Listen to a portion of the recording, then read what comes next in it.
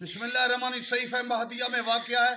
मिसबाहुल मुतहज्जिर शेख तूसी गैबत तूसी बलदुल अमीन का हवाला बहरुल अनवार का जमालुद्दीन का सैयद इब्न तऊस का और अब उसके अलावा हारून ने रिवायत बयान की गई है किताब शिफाल जार में अबुल हसन मोहम्मद इब्न जाफ़र अस्ती ने एक हदीस बयान की कि अबुल हसन ने कहा कि हुसैन इब्न अहमद ने कहा कि मोहम्मद याकूब बिन यूसुफ जर्राब ने हदीस बयान की। वो यह कि अबुल हसन कहते हैं कि मैं 281 में इमाम हसन अस्करी हिजरी में इमाम हसन अस्करी की शहादत के बाद कुछ मुखालिफिन के हमरा हज की तरफ जा रहा था तो मक्का पहुंचा।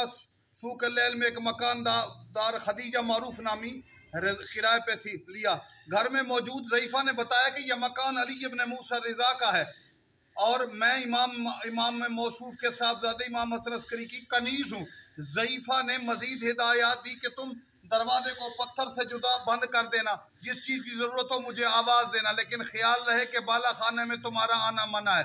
रावी कहता है आधी रात के बाद बाला खाना में एक जवान आया जो गंदमी रंग पुरनूर पेशानी, माथे पर कसरत सजदे के निशान थे, पत्थर गैर मुतारिक और दरवाज़ा था। एक दिन मैंने वफूद शौक में ज़ईफ़ से इनकी मौजज़ाना आमद के बाद दरियाफ्त किया तो ज़ईफ़ा ने जवाब दिया। वो फरमाने लगे कि तुम हम अपने हम सफ़रों से मुजादला मुबाहसा से कती परहेज करो क्योंकि तुम्हारी ज़िंदगी को शदीद ख़तरा है। वो जवान बता रहे थे ये वो लोग थे जिनसे एक दफ़ा मजहबी उन्वान पर मुखासमा हुआ।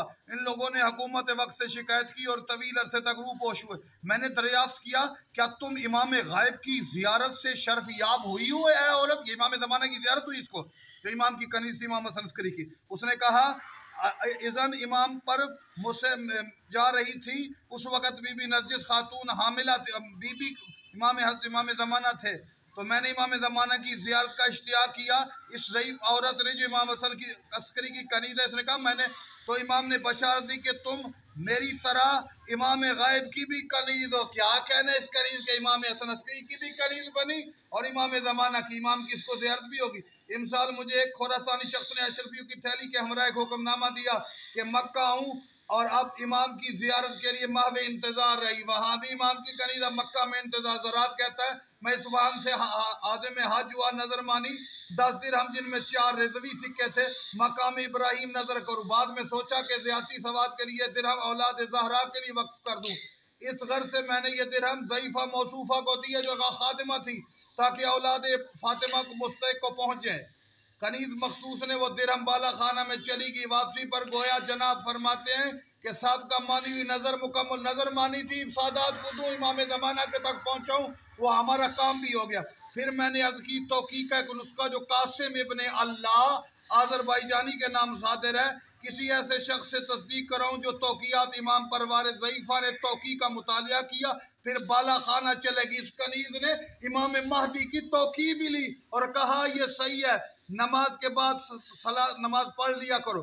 दूसरे रोज़ वो कनीज़ मुझे देखने बाला खाना से उतरी, मुझे कापी दी, हिदायत दी कि नबी पर सलवात भेजो, फर्दन इनके औसिया को हदिया सलवात पढ़ो। वो कनीज़ लेगी। अबुल हसन मजीद कहता है कि इस बार बरकत जवान के ताकों में था, मुसाफिर से शर्फ याब हुआ मगर पुरसरार रोशनी थी, मुझे दूर खींचे हुए थी। जब यहाँ तक के हराम में दाखिल हो गया मैंने देखा कि मुख्तलिफ ममालिक से लोग वफूद इस घर में आए, कनीज़ को खतूत देते हो और कनीज़ इमाम ज़माना तक पहुँचाती है।